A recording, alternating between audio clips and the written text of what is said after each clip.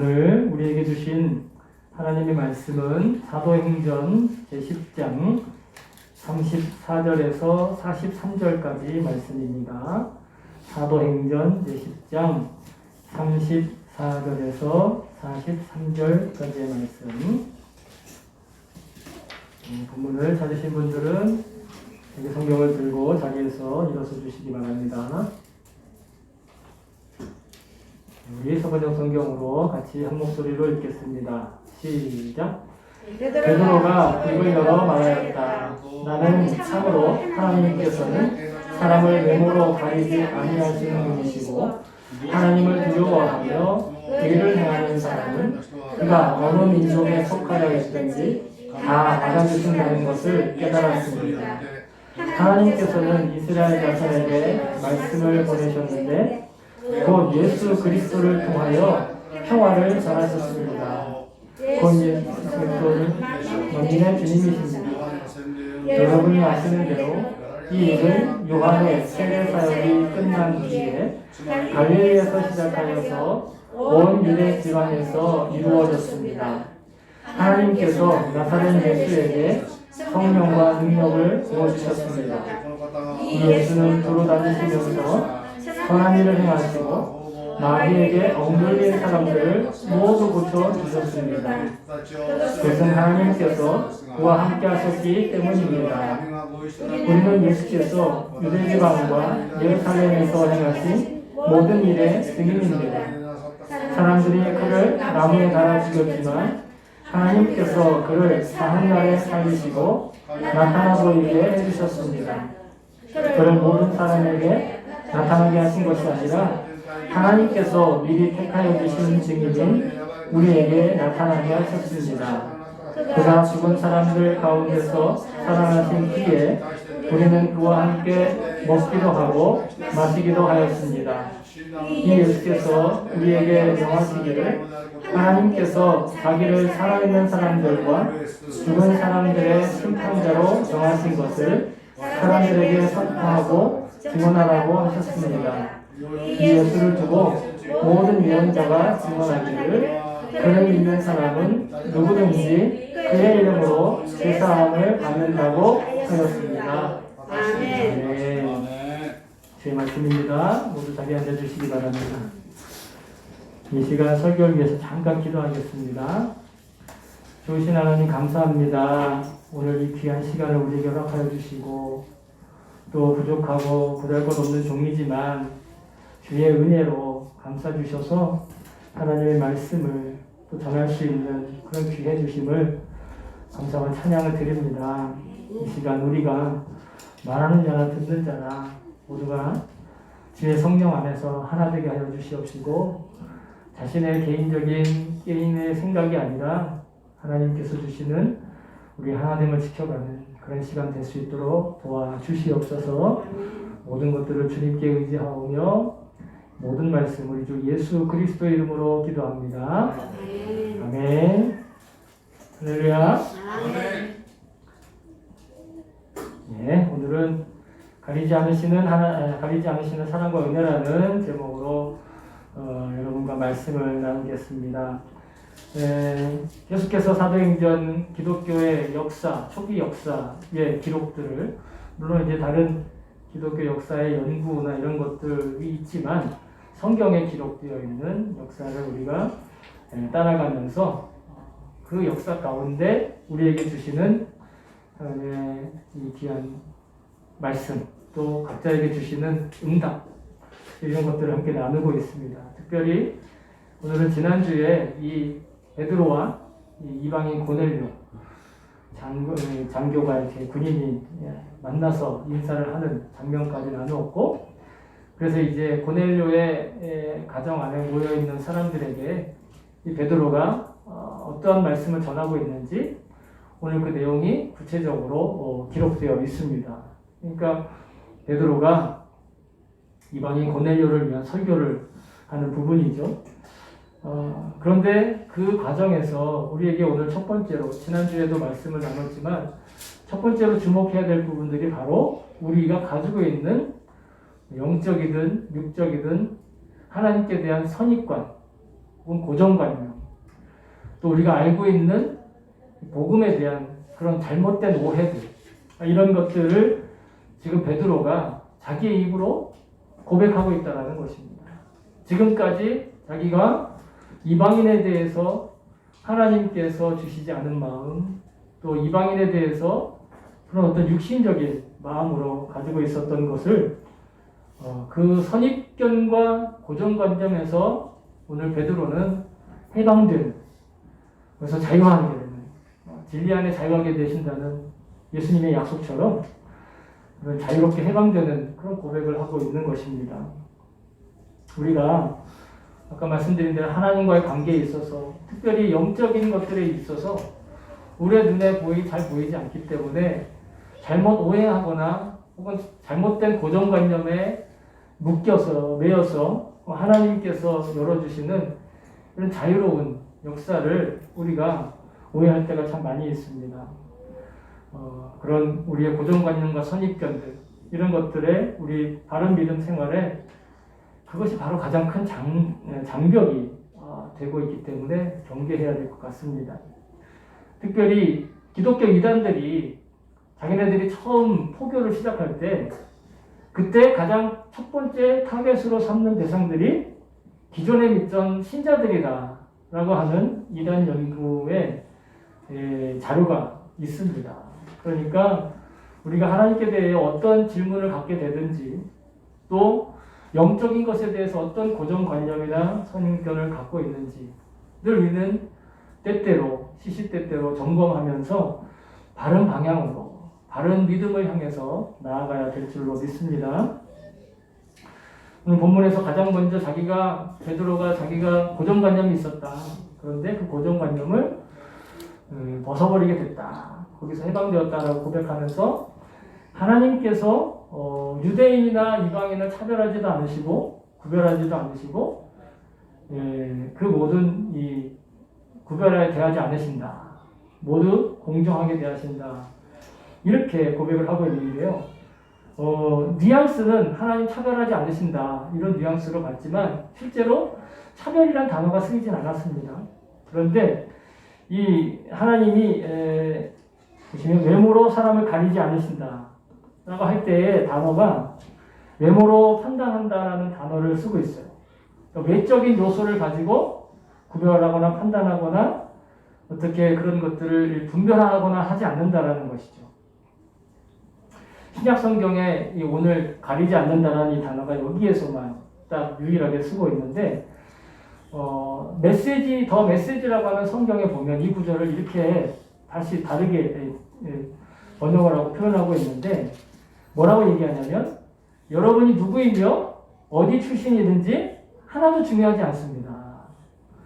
요즘 유행하는 말로 1도 중요하지 않다. 요즘에 뭐 그런 말이 있잖아요. 유행어로, 한국에서 유행어로 1도 없다 뭐 이런 얘기 하는데 우리가 누구며 어디 출신이며 또 어떤 배경에서 살았든지는 하나님께 대해서 그다지 중요하게 생각하시지 않는다라는 거예요.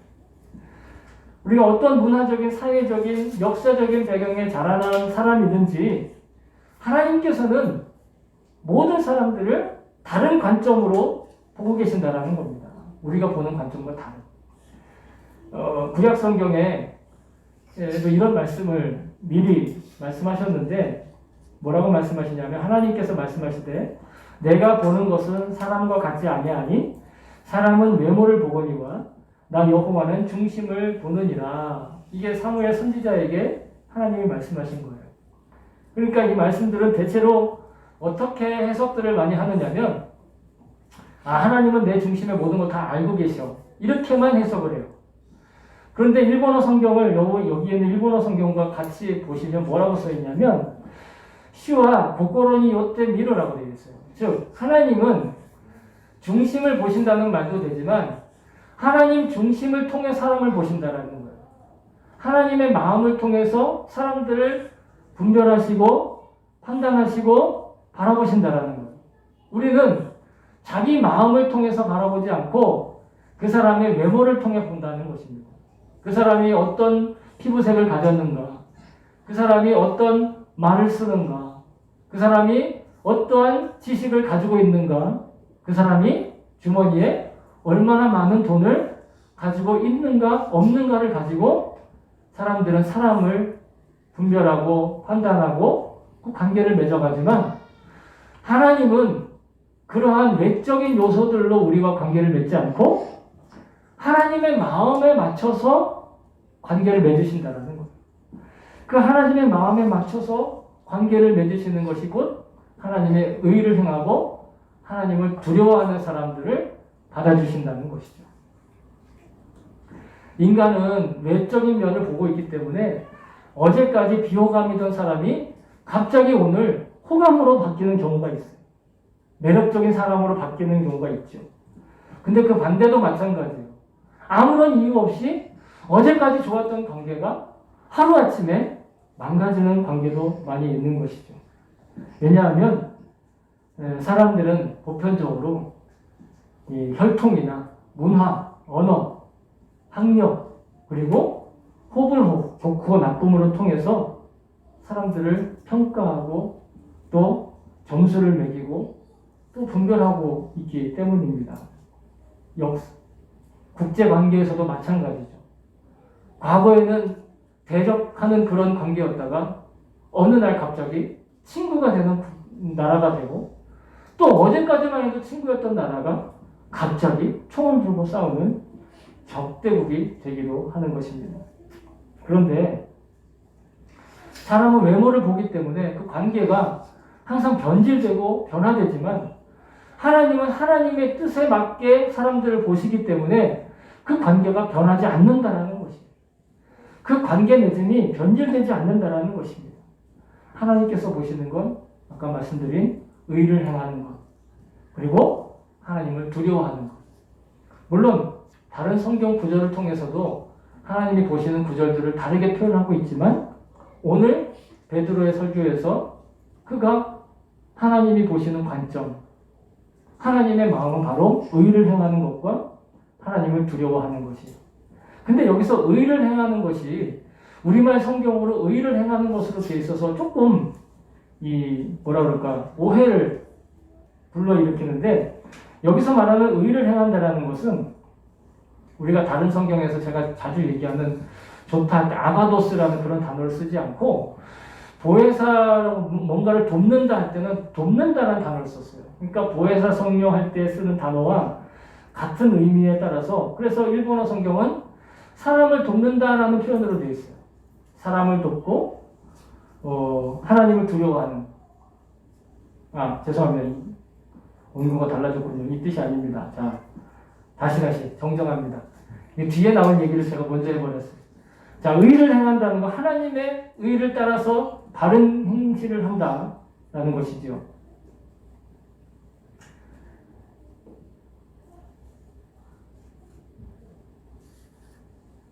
그래서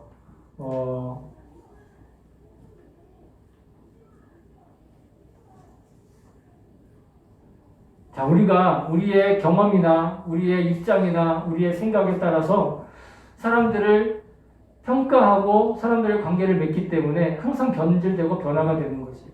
그러니까 상황에 따라서 나의 입장이 바뀌는 것이죠. 그런데 하나님의 마음은 상황이 변해도 입장이 변해도 바뀌지 않는다는 것이에요. 하나님이 약속하신 복음은 그 사람이 어디 출신이든 어떤 마음을 가지고 있든 어떤 행동을 했든지 간에 변질되지 않는다는 게 초점이 있다는 것입니다. 그래서 사도 바울은 자기의 제자 디모데에게 이렇게 말씀했어요. 너는 말씀을 전파하라. 때를 얻든지 못 얻든지 항상 힘쓰라. 범사에 오래 참음과 가르침으로 경책하며 경계하며 권하라. 이 말씀이 자주 어떻게들 다들 이해를 하고 있냐면, 아무 때나 무턱대고 그냥 말하라, 이렇게만 이해를 하고 있는데, 그 뜻이 아니라 사람들은 자기의 입장에 따라서 생각에 따라서 말씀을 전할까 전하지 않을까를 구별한다는 거예요. 자기의 형편에 따라서 말씀을 전할까 전하지 않을까를 자기가 결정한다는 거예요. 그러나 우리가 말씀을 전할지 말지를 결정하는 것은 나의 형편이나 나의 입장이나 아니면 나의 생각이 아니라 오로지 하나님의 말씀에, 하나님의 마음에 합당하게 말씀을 전하라는 것입니다. 사람들이 자기의 형편에 맞게 말씀을 전하고 복음을 전하고 하나님의 약속을 전하다 보니 아까도 말씀드린 대로 잘못된 선입관이 생기고 말씀의 복음의 약속이 오류가 생기는 것입니다. 그렇지 않고 하나님의 마음을 따라서 복음을 전할 때 그 복음이 올바른 복음으로 전해진다라는 것이죠. 그것이 때를 얻지 못하든지 항상 힘쓰라는 말씀의 두 번째 의미라고 저는 생각합니다. 표면적인 의미로는 좋은 기회든 나쁜 기회든 하나님의 말씀을 전하는 거예요. 그럼 좋은 기회와 나쁜 기회의 기준은 뭡니까? 자기의 형편인 거예요.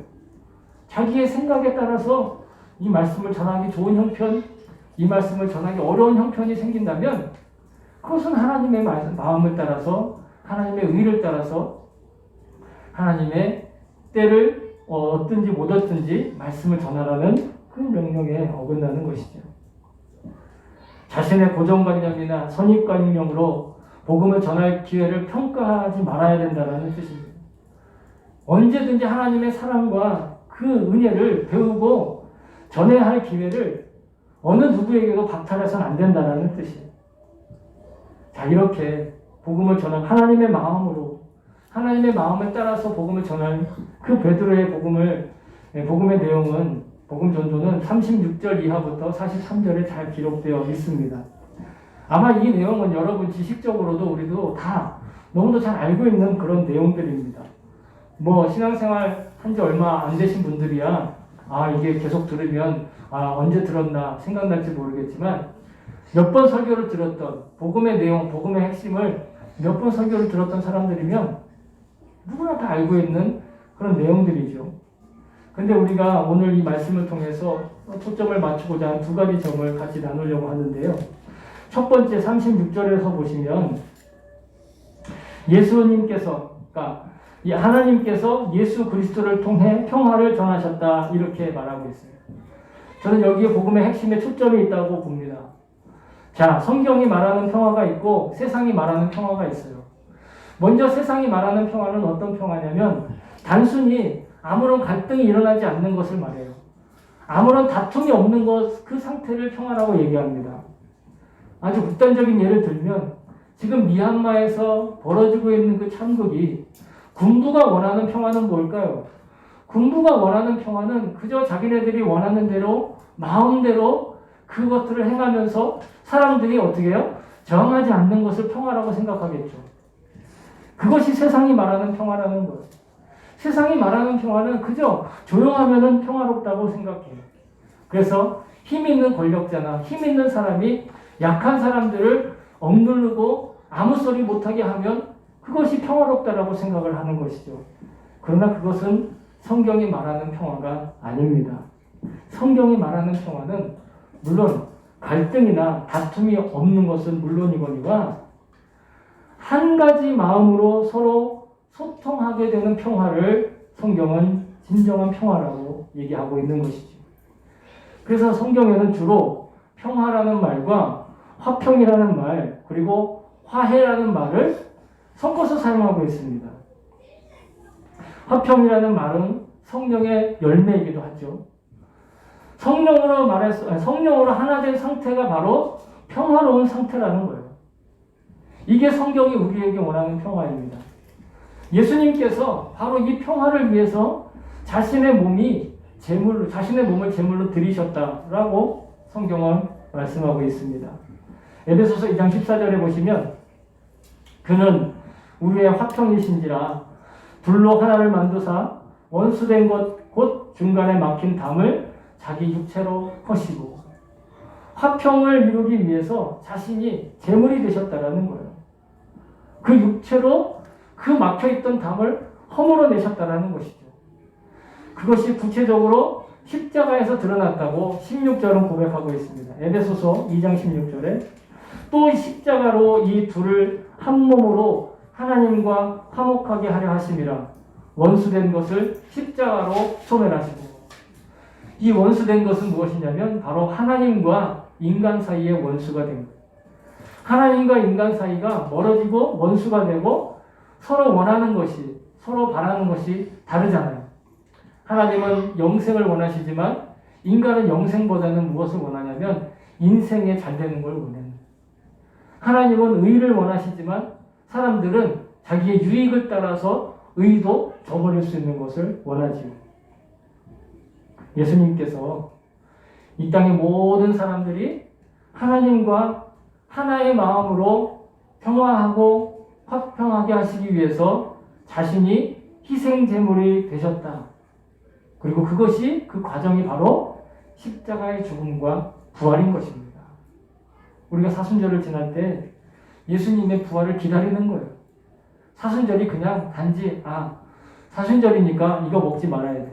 사순절이니까 저거 하지 말아야 돼. 그 정도가 아니라 예수님의 부활을 생각하며 그 모든 자기의 삶을 제어하고 절제하는 연습. 여러분, 그래서 우리가 평화를 말하고 하나 되는 것을 말할 때 반드시 잊지 말아야 되는 것은 우리 각자의 조건과 형편 이런 것들을 다 맞춘다고 해서 우리가 평화롭게 되는 게 아니라는 걸 기억해야 됩니다. 인간의 조건들을 인간이 원하는 조건들과 환경과 여건을 다 마련해 준다고 해서 이 땅에 진짜 평화가 불가능하다는 것을 우리는 기억해야 됩니다. 오직 하나님과의 화평으로 말미암아서 사람들과의 평화도 완성될 수 있다는 것이죠. 우리가 남북한의 복음 통일을 원하는 것도 그런 면인 거예요. 일본과 한국이 복음을 통해서 화해가 되는 것도 그런 면인 거예요. 어떤 조건들이 형성이 되어서 어떤 조건들이 잘 맞아서 그래서 하나 되는 게 아닙니다. 그래서 사이가 좋아지는 게 아니에요. 성령으로 하나 될 때 진정한 평화가 이루어지는 것이죠. 그래서 우리가 복음을 믿는다고 할 때 단순하게 내가 지옥 가지 않기 위해서 복음 믿는 게 아니에요. 내가 예수님을 믿는다고 할 때 예수 잘 믿어가지고 점수 잘 얻어서 천국에 가는 티켓을 얻는 것만이 우리가 예수 믿는 의미가 아니다라는 것입니다. 여러분, 우리는 지옥에 대해서 너무 과민하게 생각할 필요가 없다고 저는 생각합니다. 왜냐하면 지옥은요, 원래 사람들을 위해서 만들어진 곳이 아니에요. 기독교를 믿느냐 안 믿느냐를 따라서 그것에 따라서 불합격자들을 처리하기 위해 만든 것이 지옥이 아닙니다. 지옥은 하나님을 대적한 사탄과 그의 악한 영의 무리들을 하나님께서 영원히 형벌하시기 위해서 만들어 놓은 감옥인 것. 그런데 굳이 사탄을 따라가고 악한 영을 따라가서 사람이 영원히 그 지옥에 가게 되는 것은 참 안타까운 일이고 슬픈 일이지만 인간을 위해서, 그 믿지 않는 인간을 위해서 지옥이 만들어졌다고 생각하면 절대로 안 된다는 거예요. 결국 우리가 예수님의 십자가와 부활을 생각할 때 궁극적으로 가장 우리가 붙들어야 될 것은 하나님과의 평화를 누리고 하나님의 사람들과 화평을 누리게 하는 그 하나님의 놀라우신 사랑인 걸 우리는 기억해야 된다는 것입니다. 그래서 복음을 믿으면 믿을수록 구별되는 것이 아니라 뭔가 이렇게 구별된 것을 자랑하는 것이 아니라 더 사랑하는 사람이 되는 것. 더 하나님의 마음을 많이 받는 사람이 되는 것. 자꾸 이것도 하지 말아야 되고 저것도 하지 말아야 되고 이런 것을 생각하는 게 하나님을 믿는 것이 아니라 하나님의 마음으로 더 많이 사랑하게 되고 하나님의 마음으로 더 많이 넓어지게 되는 것. 그러면서 38절에 보시면 제가 38절에 있는 내용을 하려다가 말이 좀 엇겼는데, 자, 38절에 보시면 예수님께서 선한 일을 행하시고 마귀에게 억눌린 사람들을 고쳐주셨다고 표현을 하죠. 이때 표현을 제가 말씀드리려고 했던 게 아까 먼저 나와가지고 죄송합니다. 예수님께서 선한 일을 행하셨다라고 우리 성경에는 표현되어 있는데, 여기서 말하는 선한 일이라는 것을 우리 일본어 성경에는 사람을 돕는다는 표현을 썼어요. 근데 일본어 성경이 좀 더 명확한 번역이 되어 있습니다. 성경에서는 좋은 일을 하다, 선한 일을 하다 할 때는 대체로 전에도 말씀드린 적이 있는데 아가도스라는 단어를 씁니다. 아가도스라, 좋다라는 말. 근데 오늘 성경은 아가도스라는 단어를 쓰지 않았어요. 대신 사람을 돕는 일, 또 은혜를 베푼다라는 말에서 파생된 말을 쓰고 있다는 것이죠. 은혜를 베푸는 것. 즉 뭔가 힘 있는 사람이 그 힘 있는 것을 옆에 사람을 돕는 것을 이야기하는 것입니다. 그래서 보혜사 성령님께서 활동하신다 할 때 그 말과 같은 뉘앙스 표현을 가지고 있죠. 그리고 38절의 끝에를 주목하고 싶은데 38절 끝에 보시면 하나님께서 예수님과 함께 계셨기 때문에 그 선한 일과 마귀에게 얽매인 사람들을 도우실 수 있었다라는 것입니다. 그런데 여러분, 예수님도 하나님이시잖아요. 삼위일체 하나님이시잖아요. 그런데 왜 굳이 이렇게 구별해서 하나님께서 예수께서 그렇게 하시도록 하셨다라고 표현했을까? 저는 묵상을 하면서 예수님도 물론 삼위일체 하나님이시고 하나님의 아들이셨지만 그가 인간으로 계실 때 그가 하는 행동들과 말과 사역들을 내가 하나님이야, 내가 하나님의 아들이야 그러면서 자기 마음대로 하지 않고 언제나 늘 하나님의 뜻을 구했다라는 것입니다. 하나님의 마음을 구하고 자기의 행동과 말과 사역들을 순종했다라는 것입니다. 언제나 하나님의 뜻에 순종하는 것. 언제나 하나님의 뜻에 순종하였기 때문에 예수님은 사람들에게 선한 일을 베푸시면서 그들을 도우실 수 있었고 또한 마귀에게 억눌린 사람들을 치료하실 수 있었다라는 것입니다. 단지 이 말씀은 예수님이 기적을 일으키시고 예수님이 사람들을 살리시고 하는 그런 과정만을 이야기하는 것이 아니라 하나님께서 그를 그렇게 하게 하셨다는 거예요. 다시 말하면 예수님도 하나님의 뜻에 순종함으로 말미암아서 이 땅에서 사람들을 도우실 수 있었고 마귀에게 억눌린 사람들을 고쳐주실 수 있었다는 거예요. 자기에게 능력뿐만 아니라 하나님의 뜻에 합당하게. 여러분, 사도행전은 누가의 손에 의해서 기록되었습니다. 누가, 사람 이름입니다. 이 누가는 예수님의 기도 습관에 대해서 너무 잘 알고 있었어요. 그래서 예수님의 행적을 기록한 누가복음에 보면 이런 기록이 나와 있습니다. 예수께서 나가사 습관을 따라 감람산에 가시매 제자들도 따라갔더니, 여기서 습관이라는 아주 명확한 단어가 우리 성경에는 나와 있지만 일본어 성경으로 보면은 언제와 같이, 어느 때와 여느 때와 같이라는 표현이 되어 있어요. 즉 자기가 하시던 대로 늘 기도의 자리로 나아가셨다는 것이죠. 근데 이 누가복음 22장 39절에 기도의 자리로 가셨을 때는 어떤 기도를 했는가? 피가 땀이 되어 떨어지는 것과 같은 그런 기도. 피땀을 흘리는 기도를 하시기 직전에 나아가는 기도의 습관. 즉, 예수님은 언제나 기도하는 일로 하나님과 소통하셨다는 거예요. 하나님의 뜻을 알고 또 그 뜻에 순종하기 위해서 또 기도하셨다는 것이죠. 우리가 뭔가를 얻어내고 우리가 뭔가를 이루어내고 성취하는 기도만이 기도가 아니라 하나님께서 나를 통해서 무엇을 원하시는가를 듣는 기도, 그 기도를 통해서 예수님은 사람들을 도우실 수 있었고 또한 마찬가지로 마귀에게 눌린 자들을 고치실 수 있었다는 겁니다. 어떠한 기적을 일으켰느냐가 중요한 게 아니라 그 기적을 누가 행하게 하셨는가가 중요하다는 것입니다. 우리의 삶에도 기적이 일어날 수 있고 우리의 삶에도 형통함이 일어날 수 있는데 그게 나의 외적인 판단의 기준이냐 아니면 하나님의 마음에서 온 삶의 기회냐라는 것입니다. 그 삶의 기회가 예수님께는 마지막이 죽음이었습니다. 우리에게도 만약 그 죽음이 온다 할지라도 그것이 분명 하나님께서 주시는 확신이 있다면 우리는 두려워하지 않게 된다는 것이에요. 예수님의 일상은 언제나 하나님과 동행하며 순종하는 사역이었습니다. 하나님의 뜻과 질서 그리고 그 계획과 섭리에서 벗어나거나 어긋난 일이 없었다는 것이에요.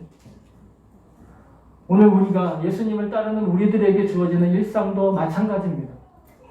우리의 일상이 단지 우리의 일상은 내 나름대로 살고 그저 일주일에 한 번 나와서 예배 잘 드리면 난 죽어서 지옥 가지 않고 천국 갈 거야. 이거는 우리가 믿는 일상의 의미가 아니라는 거예요.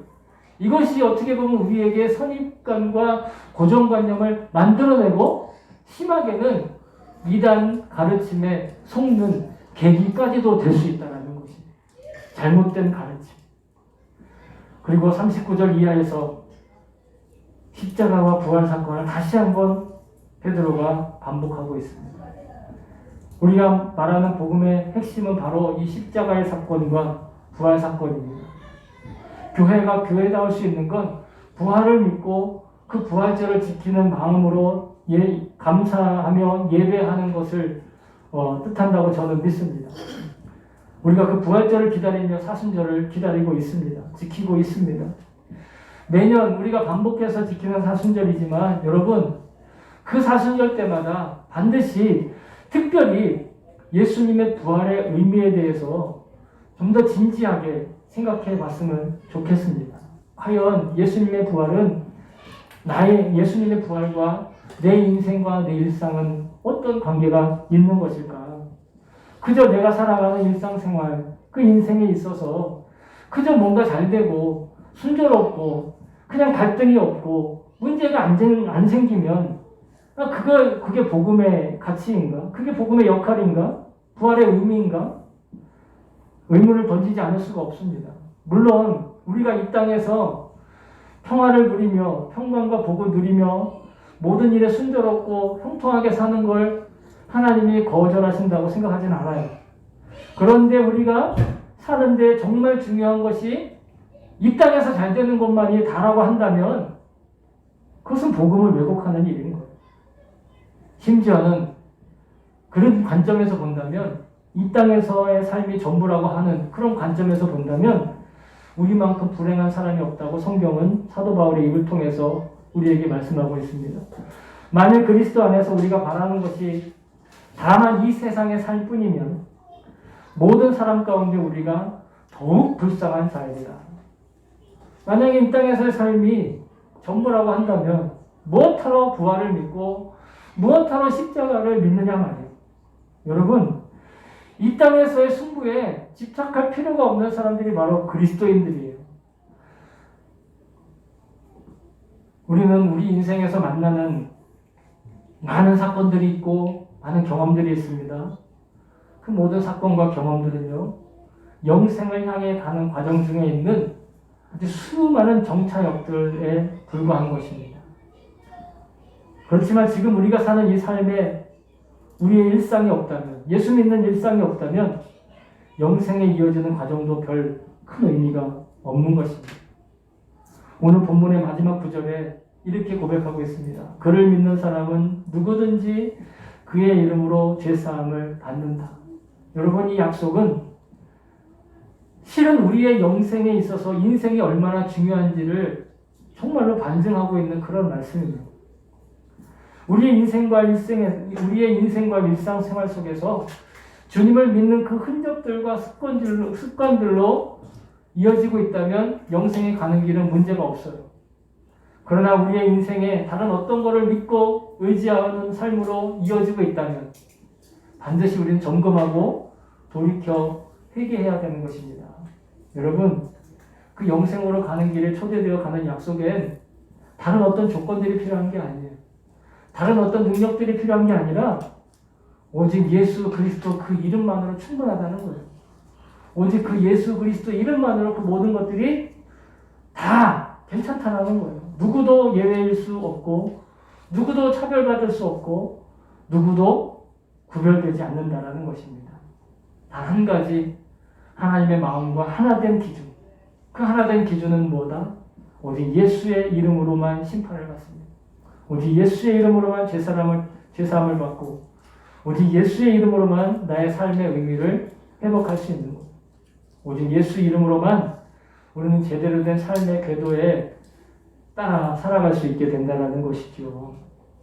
사랑하는 성도 여러분, 많이 가진 사람도 적게 가진 사람도 오직 예수 이름으로만 영생의 관문을 통과할 수 있는 거예요. 예수님만 우리의 심판자가 되시고 우리의 죄사함을 보증하실 수 있는 거예요.